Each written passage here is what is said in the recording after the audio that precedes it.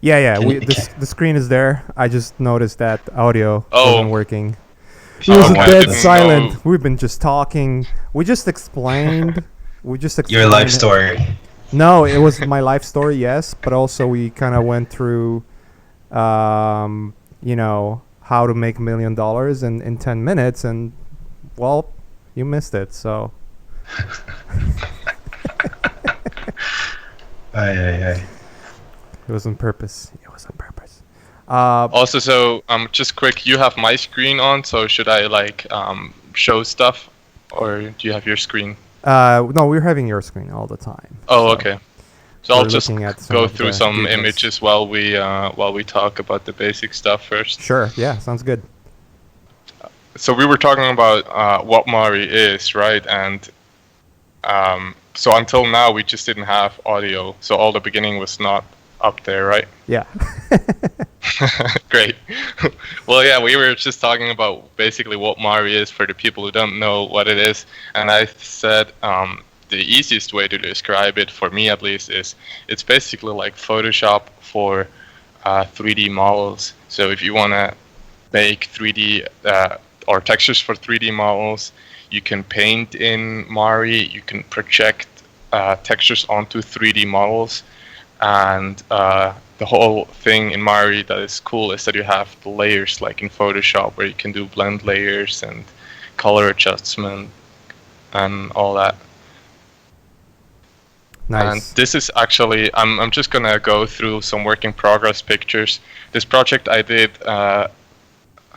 not during school, but I did an internship, so I just did it as a side project, and I'm just gonna go through the work in progress pictures over basically 10 weeks. I did this, Nice. and the beginning here was just awful, but yeah, just gonna go through them. Well, usually, I mean, where it starts, it's, you kind of try to find sort of like the baseline, and then based on that, you just refer or you use reference, and the reference is pretty clear here. It's the film frame. It's kind of challenging one, however, because the film frame it's not really in 4K or HD or anything like that, so there is, a limited amount of high definition information that you're getting. And on something that is supposed to be as photorealistic as possible as this image, it can become a difficult thing where it's almost like you have to use your creative imagination and other references. Like I'm seeing that you actually did that. Look at the references that are not necessarily from that frame to get all the details that might be missing because of the lack of high fidelity of the final shot. How would you? I know it's a challenging thing, but how many iterations you think you have got? And you said it's 10 weeks of work, right? Yeah. So basically, as you said, it was hard to get the reference images, and I got this board together, and I got a bunch of close-ups from just that I screen capped from the movie that I got. But in the end, it wasn't really. I didn't even need real close-up pictures because I just wanted to get it as close as possible. And in ZBrush, you can line things up anyway, so you have to do it by eye. And then I brought it into Maya, placed the camera, and looked through the camera to match it as close as possible. But that kind of went back and forth for a while, and I thought halfway through, because it was those 10 weeks and I didn't have that much time, I thought, man, I'm just gonna jump ahead and skip a few points, because here you see there's already lights in there. Yeah. I should not have done that. And my first thought was, I kind of did this a bunch of times. I'm just going to jump to the third step, and it did not look well. So in the beginning, if I jump back and forth, these are just model. I adjusted the model and lit it at the same time, and that was not good. So the first, until about here, the first 15 images that I have here, I just kind of worked at the same time on the lighting and the sculpting, and it did not make sense at all. And then I said to myself, okay, it's not working out. Um, I'll do it how the proper way. I do it in front of with a white lighting, basically, just white, um, just flat. Just look at the skin, just look at the proportions, and then work from there. So Right. I try to skip steps, but you just can't. You have to do you have to do the skin first correctly, and then do the lighting, and then do that, and then do that. Otherwise, it's just not gonna work out. Gotcha. Yeah, I mean, it makes sense. It's like I remember when I was making a photo shoot, we were kind of going through the same steps, and I had Jonathan Berube, who was there with me, was giving me some tips on, you know, how to approach the photo shoot because it was the first one, and also it's when you're in the fray of taking care of everything at the same time, it's very easy to miss the points that you might have you should have maybe written down from the lesson itself. And it's exactly the same approach where you set up your model with the proper makeup and set and whatsoever, and then based from there you start with one light, and then you model that one light on the model, then you add another light to model on that model, and then once the lights were set up, you do like test shots and make sure that everything is kind of working and that the strobes are going off at the right time, that like everything is set up step by step. And then at the very end we started we had this idea of we had the water guns like those from the toy store, and Yeah. we had an umbrella that was right above John. So what we did was basically shoot at the umbrella with the water gun, and it was just dispersing water. It made it look like it's raining. Which something that we didn't anticipate was that because of the strobes, and that was kind of like an easy thing that you should probably anticipate, but we didn't. It was that with the strobes and the very short sort of like shorter speed, the rain's not going to be blurred. Why So that did you was work with strobes though, if you knew that the um, thing? there was several reasons for that. One, the hot lights. The problem with hot lights, unless you can afford renting the expensive ones, like Mhm. the really expensive ones, like RE lights and whatnot, which can cost a lot of money for a day of shoot. Um, they are the shitty ones are unreliable. There's also in the moment where you're using hot lights, you're not getting as much lighting as your camera might need in order to shoot handheld. And if you use hot lights, you're most likely going to end up using tripod. And if you're using tripod, then you're not having the flexibility to pick the right camera angle or have several camera angles done quickly, which causes more issues basically, because like if just changing the camera angles ever so slightly can affect the way things look. The way the model sits and moves head will affect drastically how the shoot looks. So it's not, in 3D you just kind of set up a camera, everything is sort of stand still. In real life, when you're doing a photo shoot, everything is moving. Yeah. So we found that strobe lights were great to have that flexibility, but then what we should have done was maybe sprinkle some water on John and have him to have as much wetness and everything going on. And we kind of sort of like fixed that because I ended up picking the shots that had the least amount of droplets in the frame. And then I did a separate photo shoot where I actually used like a cheap hot light that I already had, and I just shot it against the black canvas, and then I could comp Yeah. everything together. But that was something. But coming back to what you said, because we kind of went off tangent, it makes a lot of sense to set up everything in the correct way. Where, especially with the skin tones, like I can see why you were struggling. It's just like there's so many, there's so much that comes into skin tones that have to be done correctly, and then once you start post processing and adding different lights, it's almost like you're masking imperfections.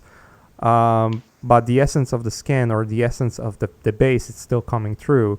And if you're not setting it up correctly, and you might be actually missing some, that 1% that makes a huge difference, right? Yeah, exactly. That's kind of the same issue I had with the at the beginning when I tried to basically match the frame and skip all these steps in between. Instead of, in the end, I got this end result from the renderer, which is very natural looking thing. But then through the grade, this is what the end result through the grade basically looks like. It's completely blue, right? Yeah. And I tried to match it to this end result right away. So this is what I learned halfway through. So what I then did is basically take my reference frame, this frame here, and reverse grade it to what it would look like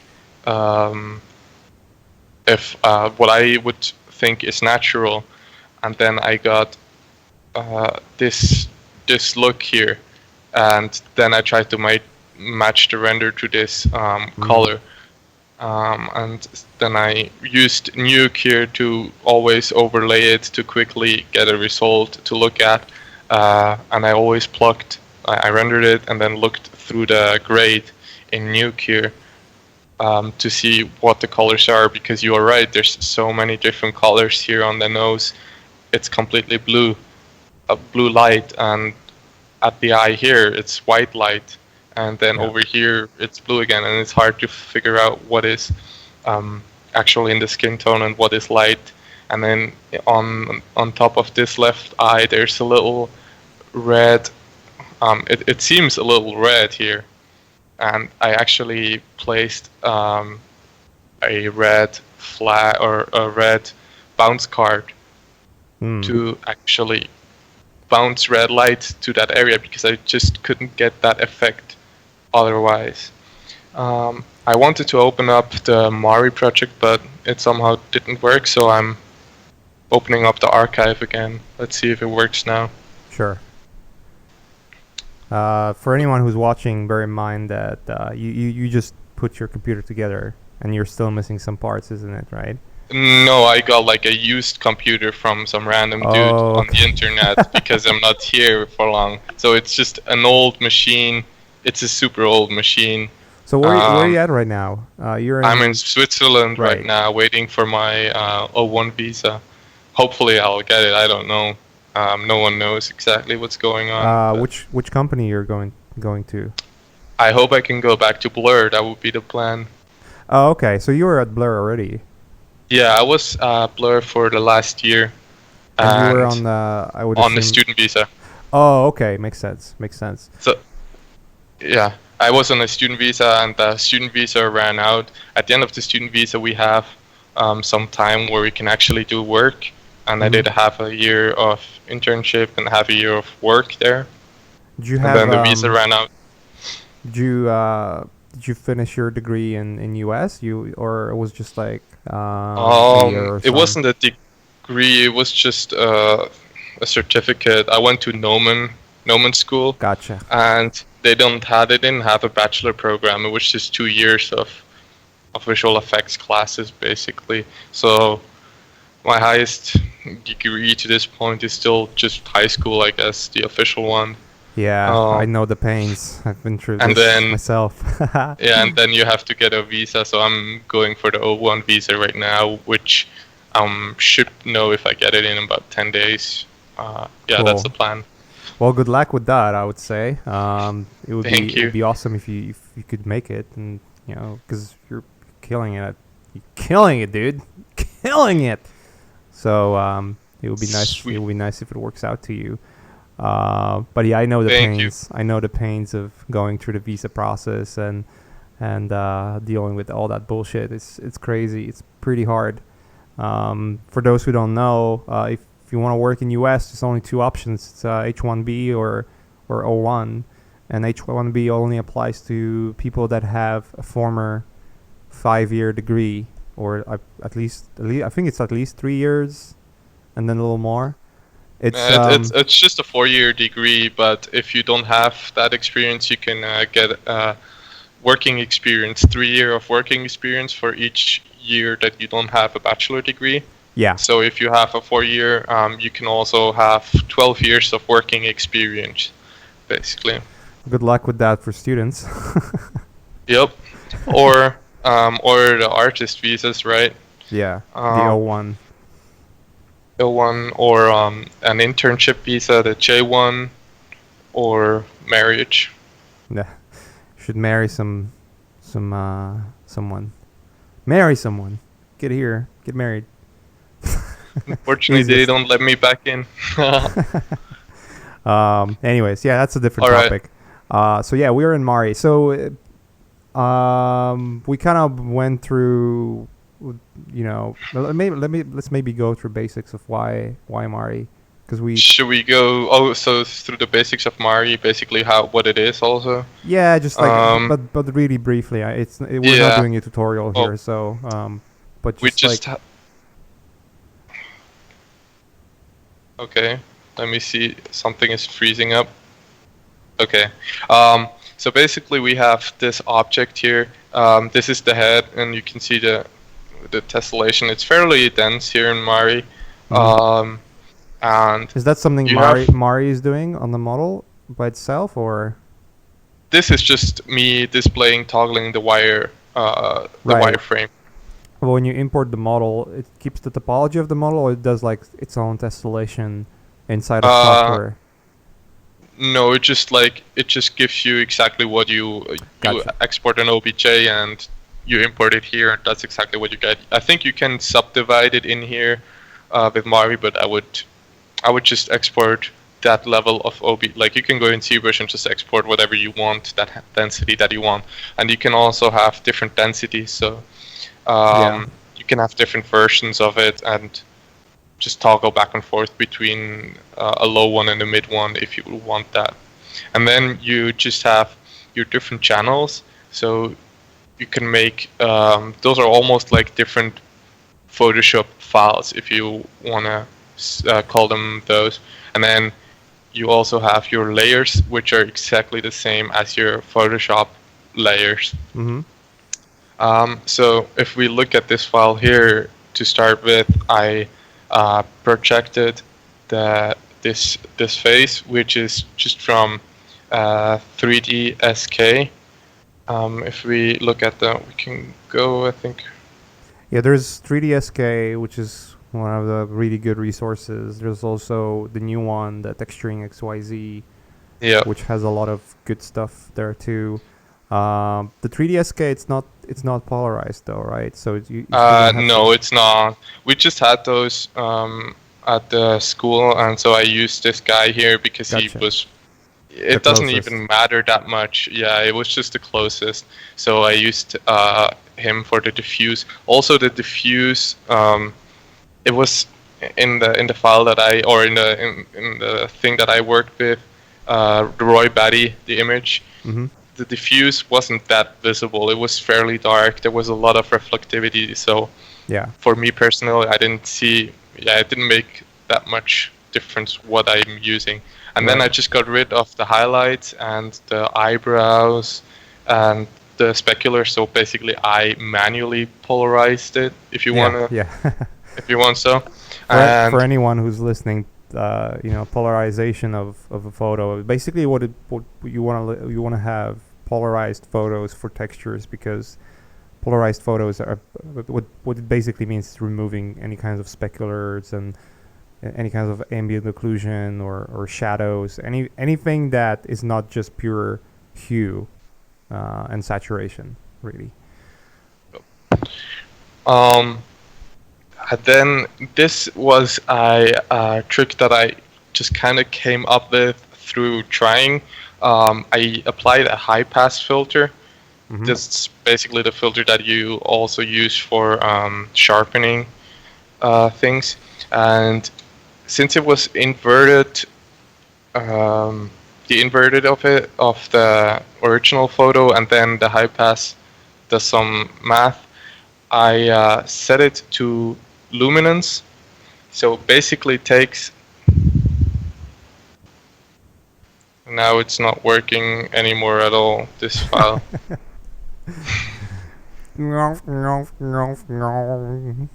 But basically, what you did, it Well, inverted the photo, right? And then, like, you run the that the high layer. pass, I think, is part of the high pass filter is inverting it. But what that high pass filter does, if you set it to luminance, it takes the bright areas, and if you, because it's inverted, makes them a little bit darker, and the dark areas and makes them a little bit brighter. But Right. since there's also a blur on top of it, you still keep some of the details. So Gotcha. that just kind of helped it to get that more of that just pure diffuse look, and just manually polarizing it basically. So that's something that's in Mari already. Yeah, I think Cool. there's if you go up here, filter, you can do a high pass filter, Awesome. but the effect is not that big, and it, yeah, it's just one thing that I came up with by playing around. It's not, oh yeah, you have to do that, otherwise Yeah. it's not gonna. It Yeah, makes sense though. and It's you just basically did what we were just exactly talking about. Removing highlights and shadows. yeah, Just exactly. as much as I think possible. it's kind of the same as if you go the highlight shadow tool in Photoshop, right? Yeah. And then I just added in that level adjustment, and that made it a little bit too saturated, so I desaturated it and did a hue shift. And these are all, the cool thing in Mari is it's all non-destructive, so you can that desaturation here, it's at 0.2, so you can just go back to 1, set it to 0.2, and you can just play around with all these sliders, and it's still live, or toggle it Right. on and off. So So that's the what's cool filters you're about Mari. applying are, when you apply a filter, it creates a layer for the filter. No, you just duplicate the layer. Oh, okay. It's exactly like in Photoshop. So you Gotcha, would just gotcha. duplicate your layer and apply the filter to it. And then I added some. So all this, I basically.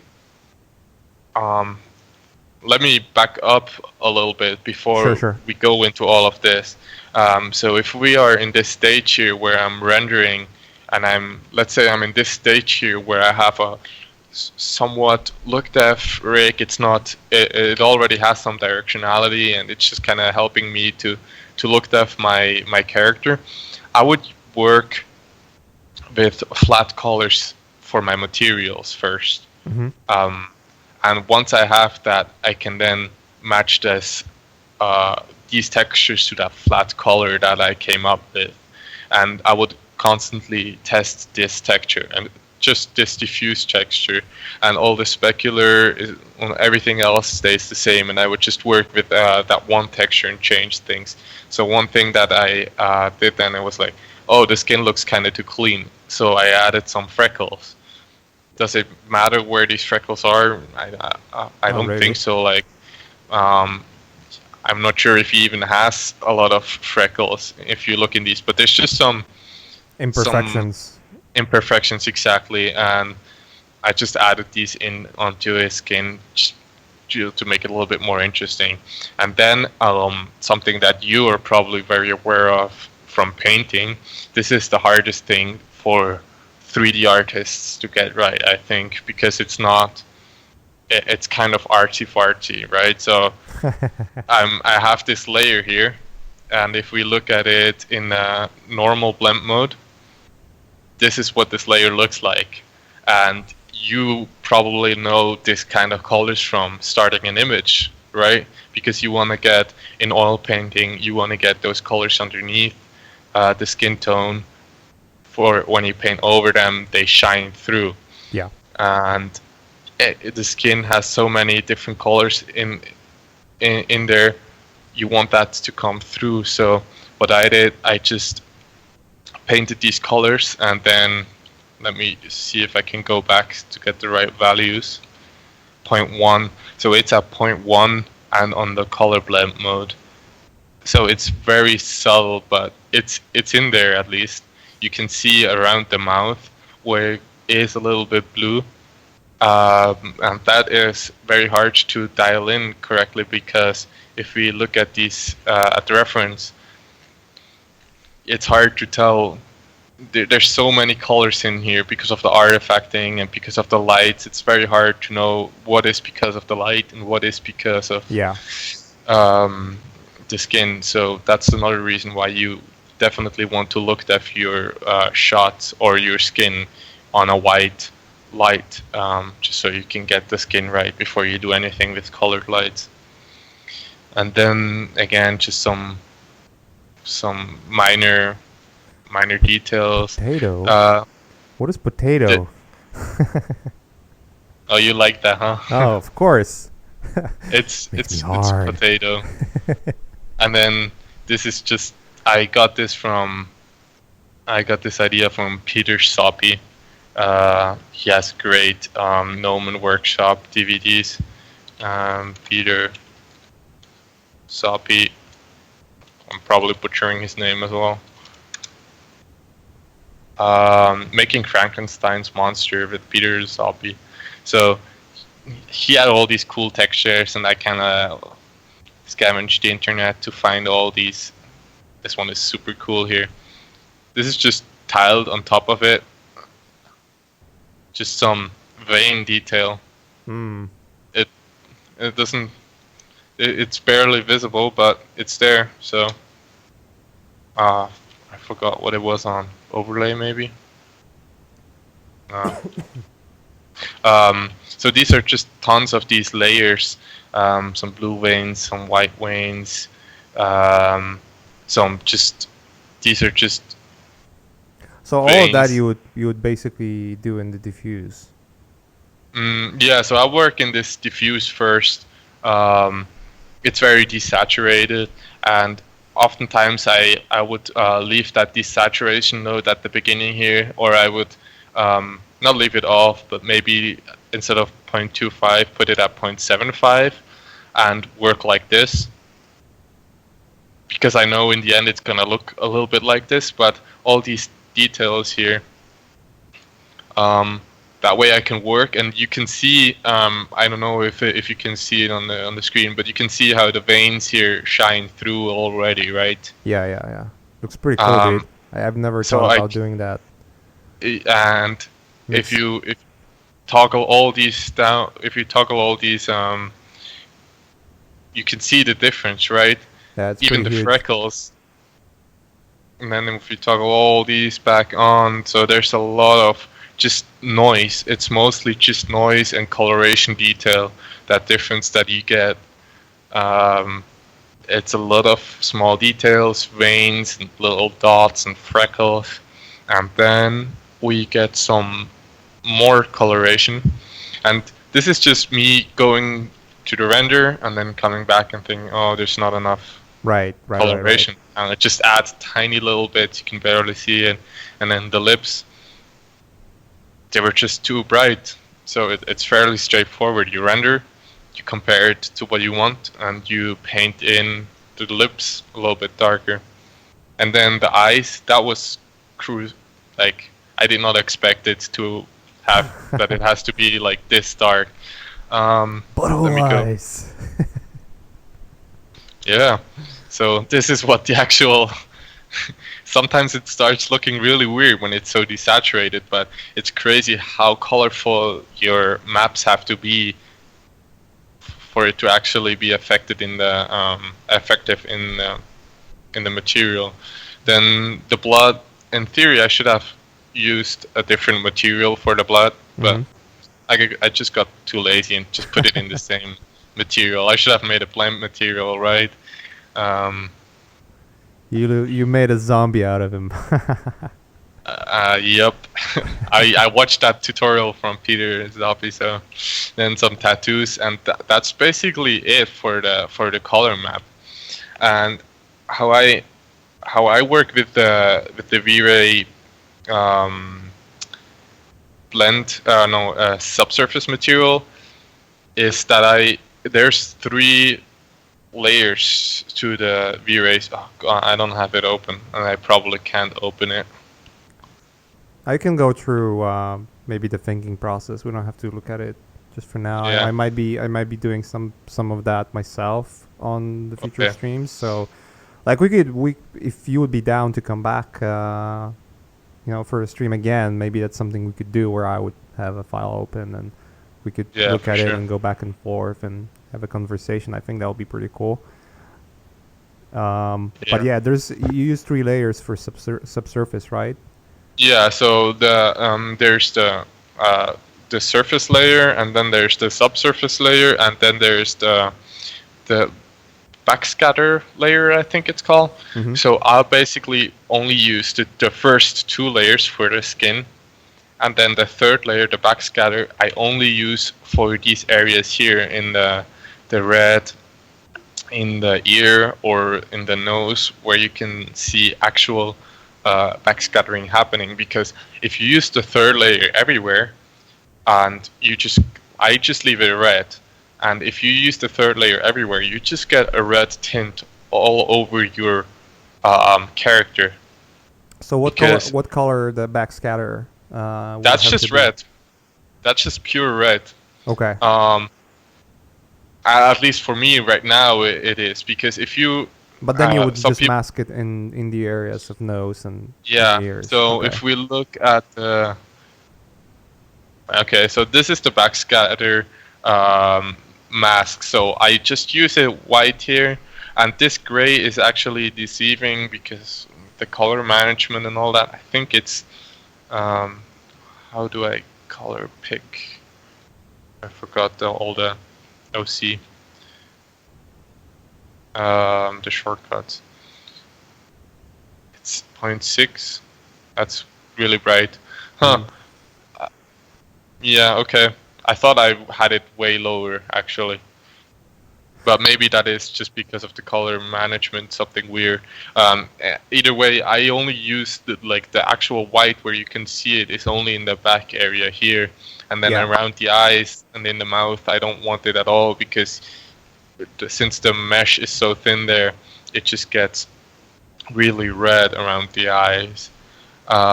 So I usually don't even, I just turn it off for the most time when I'm working, and then only once I get to this stage I turn it on, because basically the skin I get through the first 2 layers, through the diffuse layer and then through the subsurface layer, and all the difference. It's hard to explain subsurface scattering.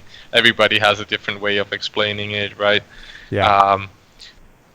But I found it's basically that when you the light, just to give it in the more layman's terms, it's the light passing through the material, and as it goes deeper and deeper, it scatters more and more and depreciates more and more until it dies, basically.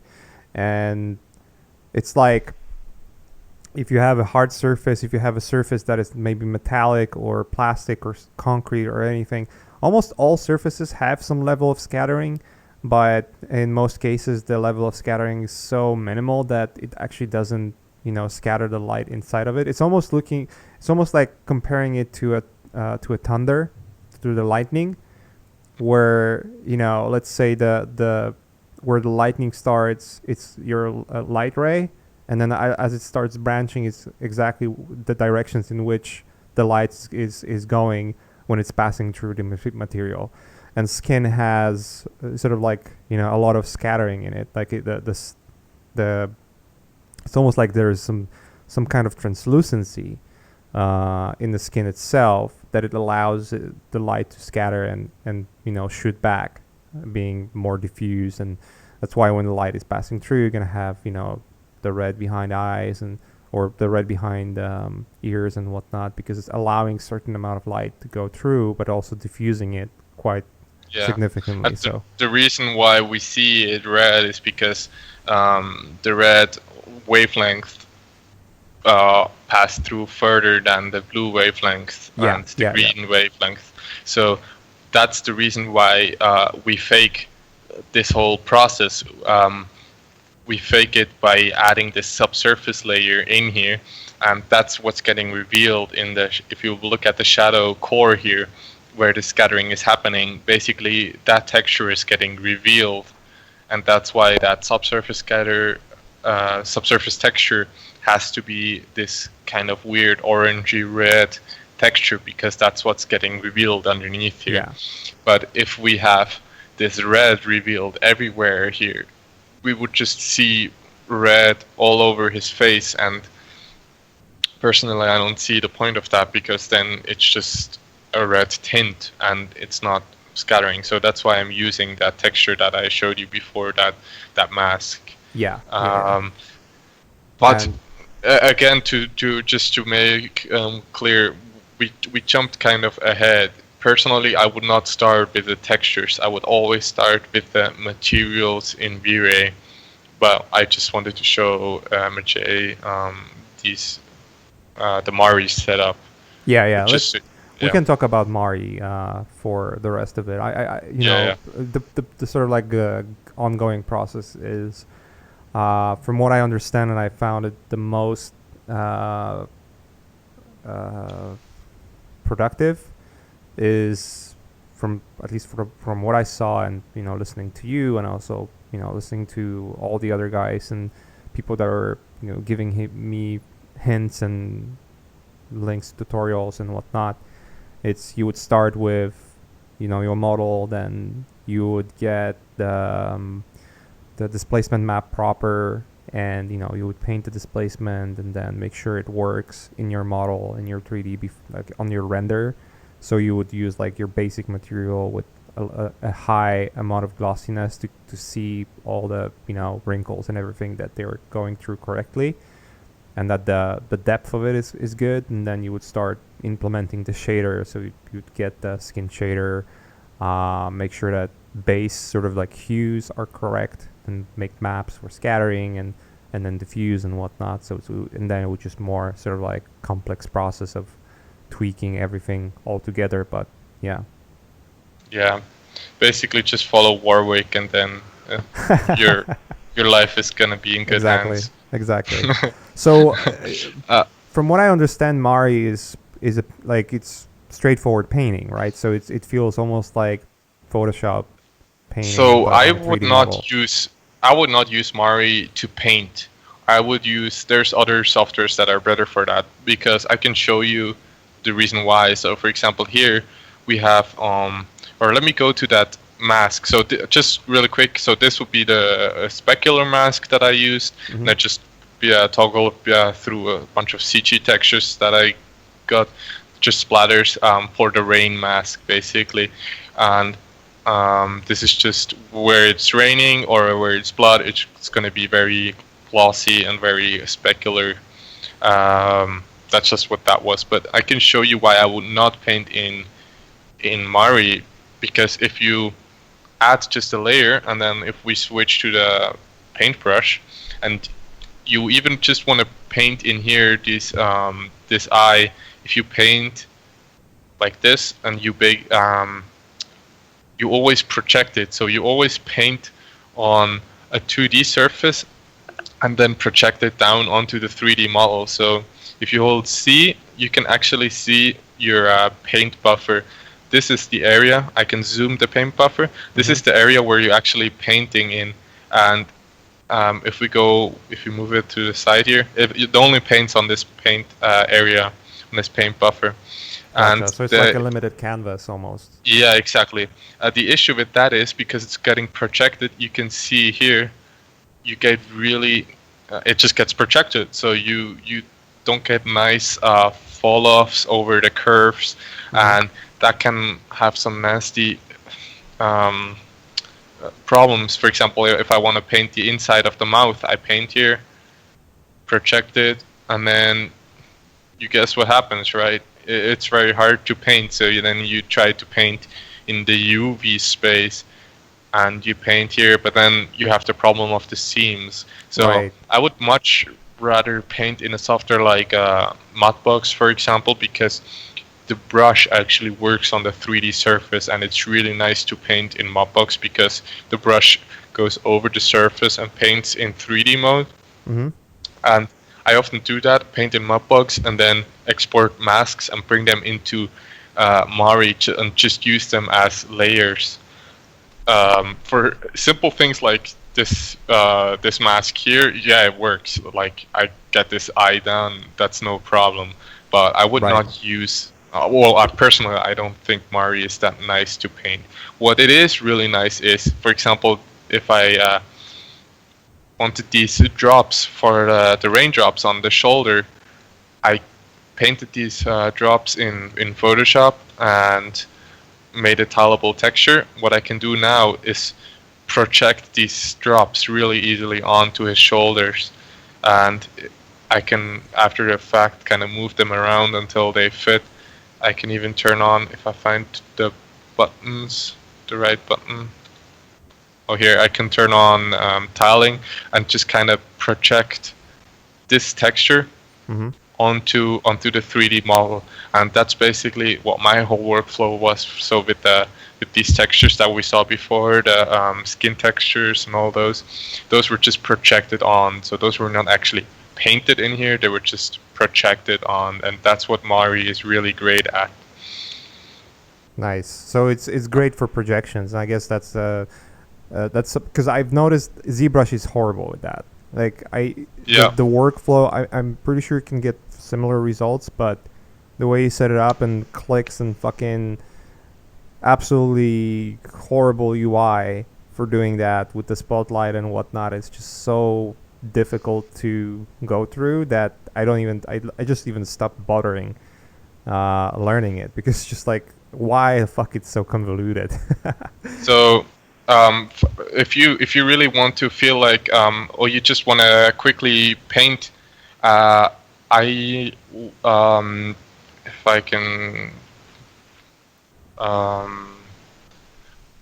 yeah, I think this one here, for this creature here, I did some Photoshop explorations for this creature to find out what pattern I wanted.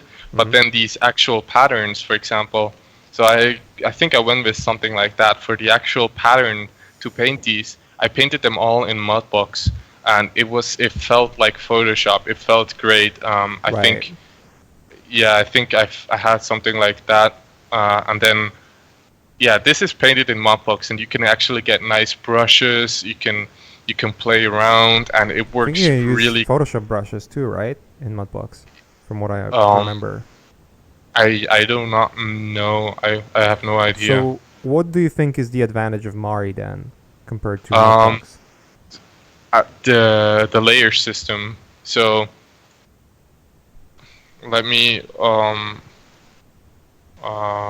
get rid of this really quick.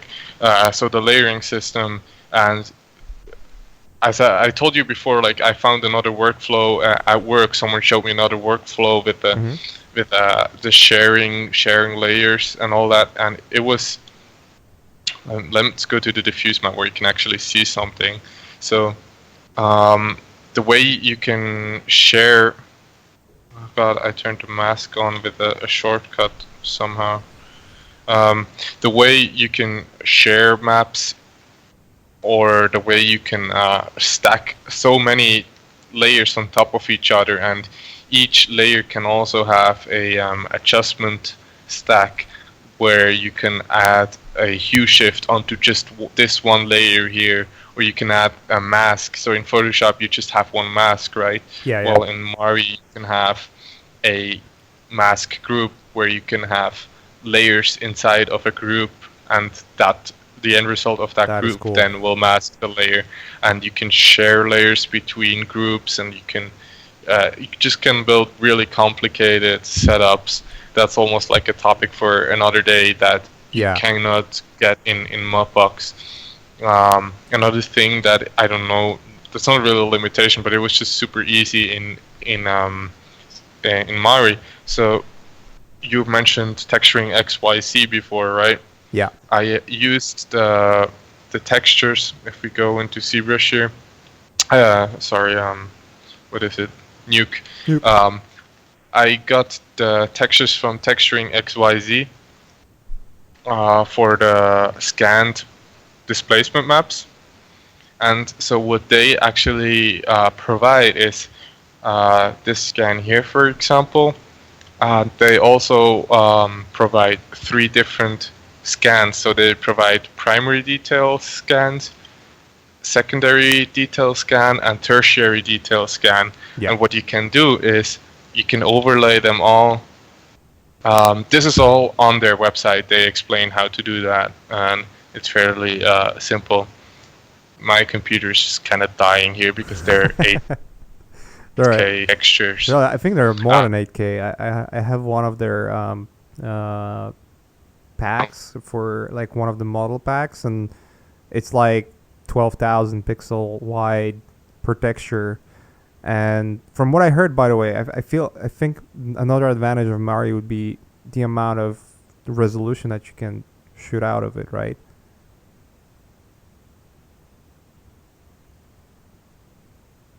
Can you hear me? We might have lost you.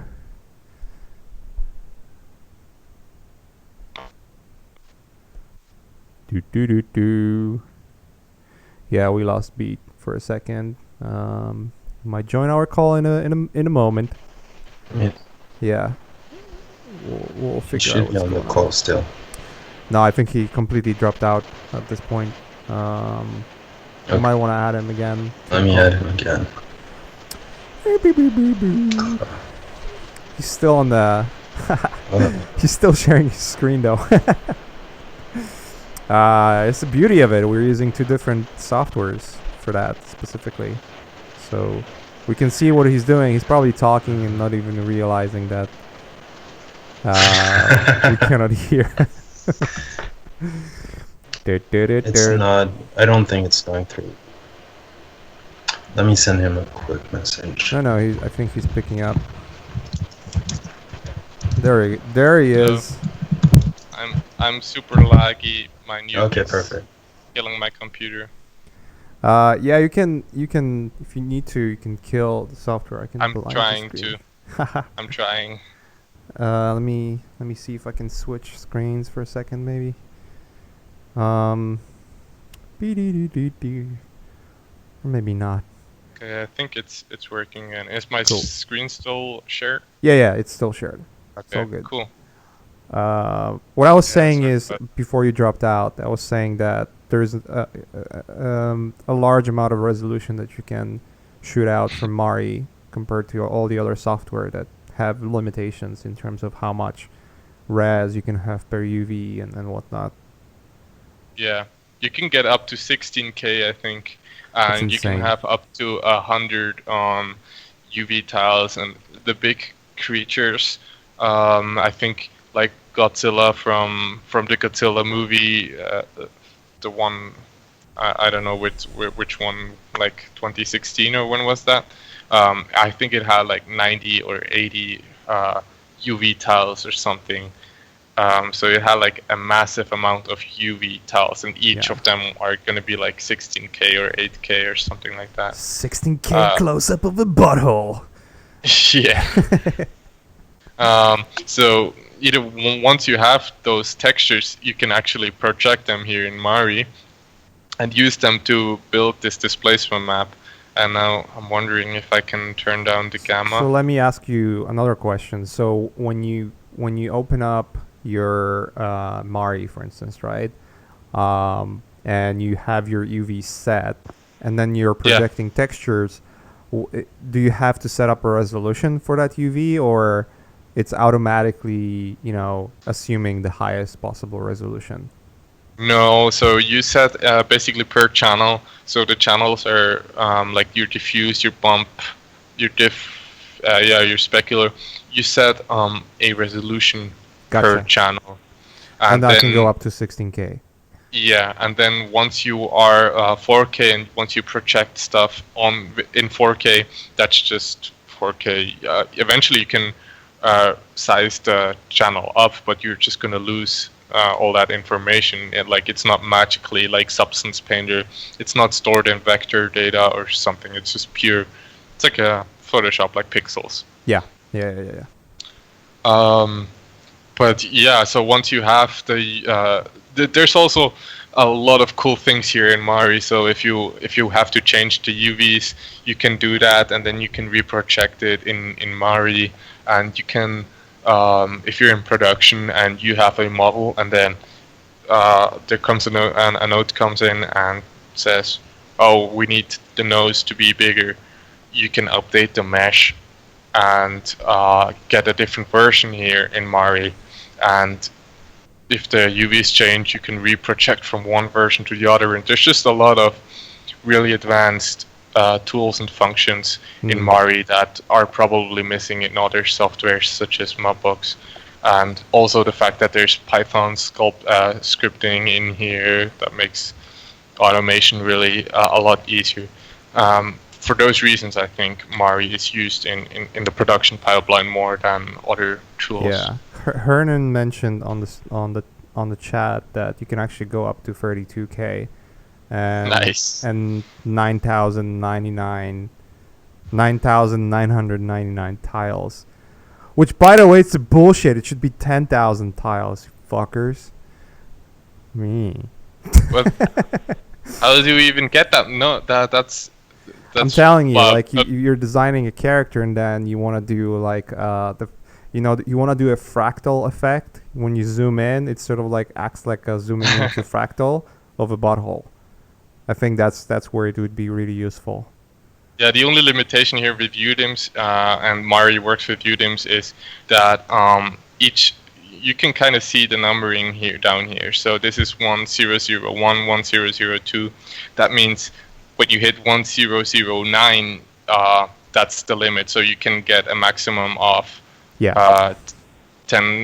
UVs in this direction, and after that, it's just a numbering system. How UDIMs work in Mari gives you kind of the limit. How many you can have. That's pretty cool though. Like the fact you can go 32K. I mean, 8K is big. 12K is like probably where you can go really close to skin and see all the pores. 32 is like where between the pores you have actually the Illuminati signs. That's what's up, I think. That's I mean, imagine how close they were on the rebuild for Rogue One, where they rebuilt Leia. Yeah. They must have that. Yeah, it's insane. Yeah. Well, it makes sense. They want to have like all the details and whatnot. Yeah. So. But the cool thing that Leia though, it looked so plasticky though. The Uncanny Valley.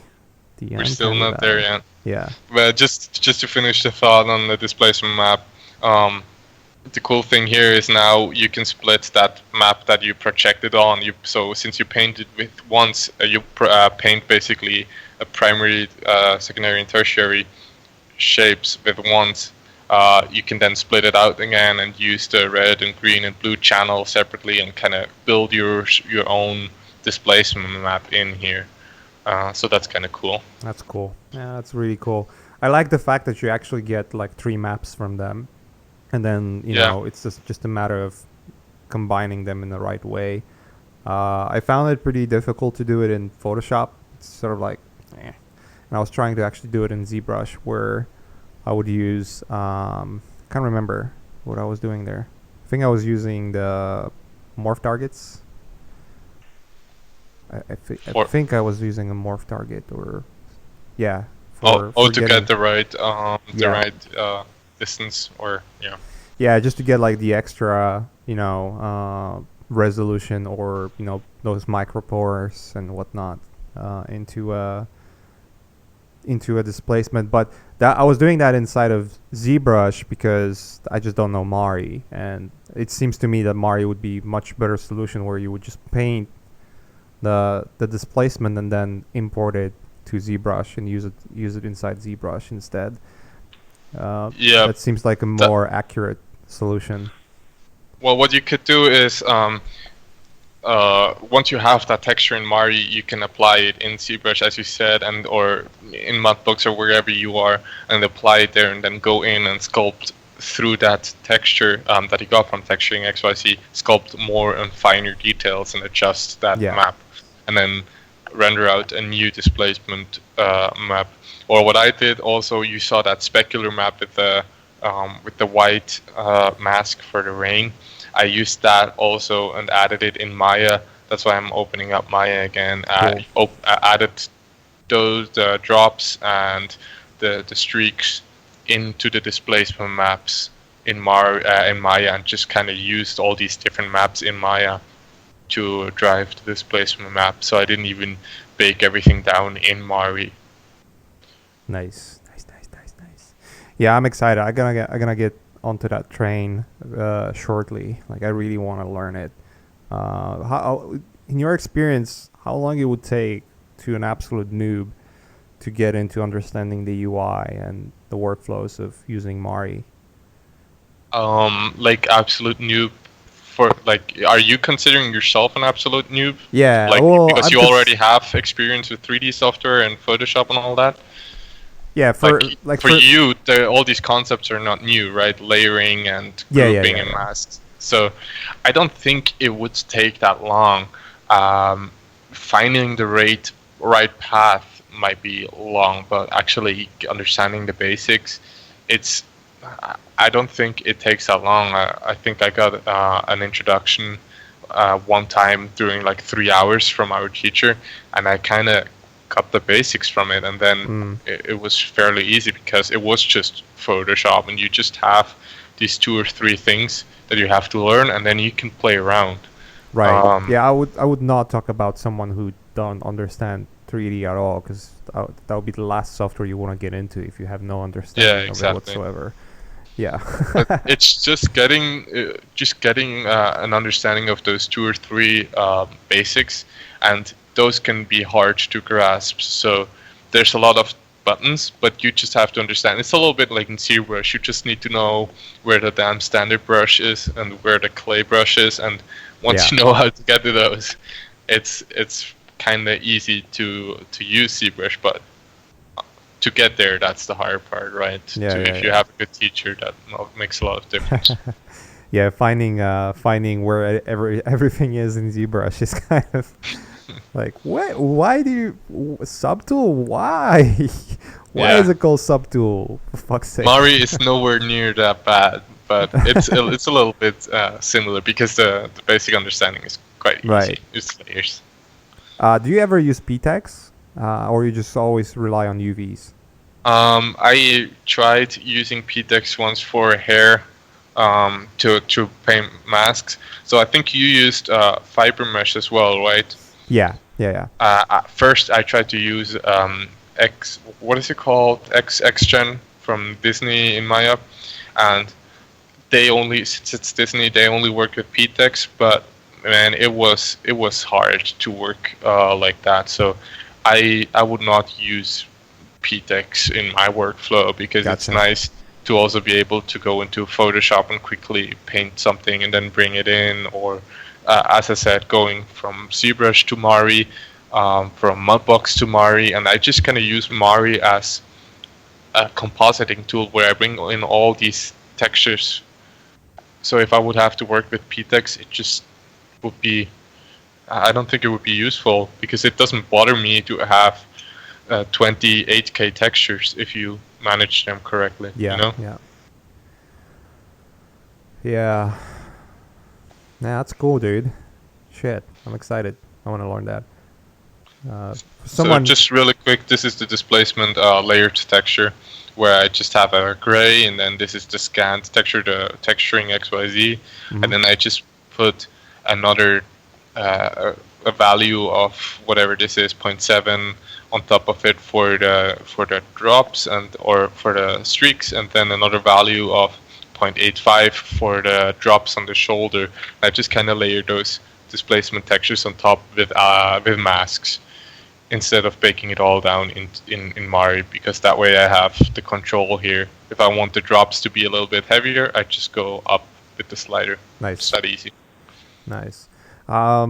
It's interesting. I'll tell one thing that might be slightly off topic, but if anyone would ask, like, why, as a painter or as a 2D artist, I think I had those questions actually happening. concepts. Why would you learn that? Like, why do you need to know Mari or ZBrush, or why do you even go, extra length in learning how fiber mesh is working and whatnot? I'll tell you why. One of the things that I've learned quite quickly is that as soon as I understood 3D lighting, global illumination and whatnot, I started to understand lighting overall. Because you always observe and you see the lighting, and then once you understand, okay, there's something called subsurface scattering, there's something called, reflectiveness and refractiveness, and then glossiness of an object. You have rough and glossy materials, you have Fresnel. The moment you start to understand those concepts, which are very mathematical, at least for me specifically, is you understand the logic behind it, and then when I start observing the world, all of a sudden everything starts to make sense. Oh, that's how my table is reflecting, light from the window, and the reason is because the wood and the finishing on the wood itself has Fresnel, specific Fresnel, and then when you look straight down at the wood, it's not reflecting anything because of blah, blah, blah, blah, blah. And it's just like you understand those concepts. The same goes to learning ZBrush, learning modeling, and all those things, where if you learn 3D modeling, then all of a sudden your 2D paintings will start to become more deep in terms of like how three-dimensional they feel, because now you understand the concept of designing things in 3 dimensions, and it just expands your knowledge. And same goes to understanding subsurface scattering, and even going as detailed as looking at Mari and textures in Mari and whatnot.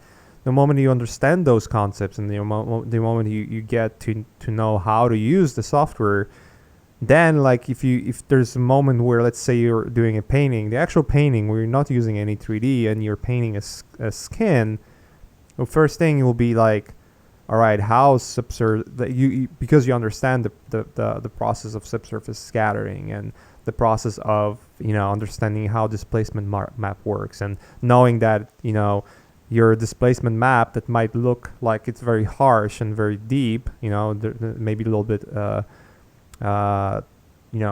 too strong of a displacement on your model. But as soon as you apply subsurface scattering to it, or a skin material, that sharpness of displacement texture fades away because how light is passing through the material. And then you understand, okay, this is the same concept of how the actual skin works. And yeah, it's all of those things apply to your work. It's that process that I'm looking through, and one of the reasons why I have you here also too, because like not only you're fucking badass at what you do, but also you have the knowledge behind that too, and it's really awesome to hear insight and learn from you. So. Yeah, it's interesting that people would ask you why do you waste time learning Mari, but no one is asking you why do you waste time setting a photo shoot up to learn about lights. It's kind of exactly the same thing. You're just expanding your horizon and you're learning other ways to learn stuff. I remember when I did the reason why we did this, right, is to learn how to do all it. But when I was working on this head, I was working with a guy that was sat next to me at work, and I talked with him about this project, and he saw this light here on the side, and he knew exactly, oh yeah, that was probably a Mole Richardson. And so I googled Mole Richardson, that light, and I immediately see, oh, these are some badass big lights. Yeah. And he said, oh, so these lights are actually super far away, and they're huge. And if I started out, I probably would have placed this light right about here, exactly, next to his face, and you probably would make made it smaller. Yeah, and then was like, oh, why does this not look correct? Why does it not look the way it does in a real set? And then I placed in all these, I'm just calling them diffusers, and I Google what diffusers are and how big they can be on set, and they have those huge 12 by 12 foot pieces of fabric, and all these things that we learn helps us to get better at what we do, even though it doesn't seem to have anything to do with it. So I totally understand why you would want to learn all the things. Yeah. Yeah, for me, like the photo shoot itself was such an eye opener, because yeah, it's like all of a sudden, once you understand the light, because I went in real depth on understanding lights, and understanding what those lights do. It's kind of interesting, as you said, like Mole Richardson, and then there are RE lights too, and there's like different types of different brands, and all of them have their own quality to it. Like they use different materials, use different sort of the shell that is reflecting inside of the light. They have different materials and different patterns, and that models the light differently. I remember looking into modifiers for strobe lights, and reading reviews of what people say, and you could have, let's say, a Profoto, or there are other brands that are pretty good. You would have a modifier that costs like $300, right, for just your regular softbox, and then, but why not using that $50 softbox that is here? Well, I mean, the reason is because the difference is maybe 5 or 10%, but that 5 or 10% makes a big difference in the way that the light is reflecting and modeling on your model. For someone who's not really experienced, you might not really pay attention to it, but for someone who really wants to get the absolute best results, they will always go with the former, because they know the consistency of the light is always going to be the same. Whereas if you buy a cheap equivalent, the material might be deteriorating faster, or it might be a little bit subpar. So based on what kind of scenario you're in, it's gonna reflect differently. It's just like there's so many small things, and they seem to be small, but as soon as you start adding them up, step by step, you quickly realize that those small things paramount to big problem, and you don't know where to solve it. So this is the craziest thing that I found out. What is it? These pieces here that I found that it exists. They're checkerboard reflectors that have some golden parts and some silver parts that reflect. So you can get half white, half warm reflection. And these kind of things, no VFX guy would ever imagine to put a reflector board like that into their scene. But man, who knows how that behaves if you actually place a texture like that on your kicker, or on your board that you're reflecting light with.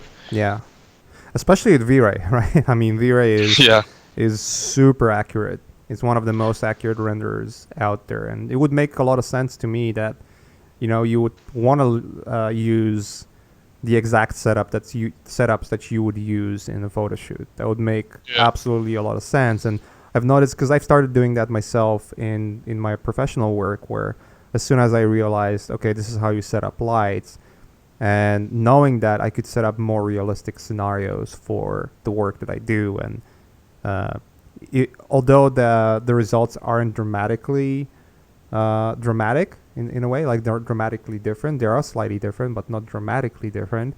But what is important to know is that once I understand the setup, and how things work, the placement of lights and all of that, and the quality of light that you're using, and the size and roundness, directionality, all of those things, whether you're using texture or just a regular V-Ray light and whatnot.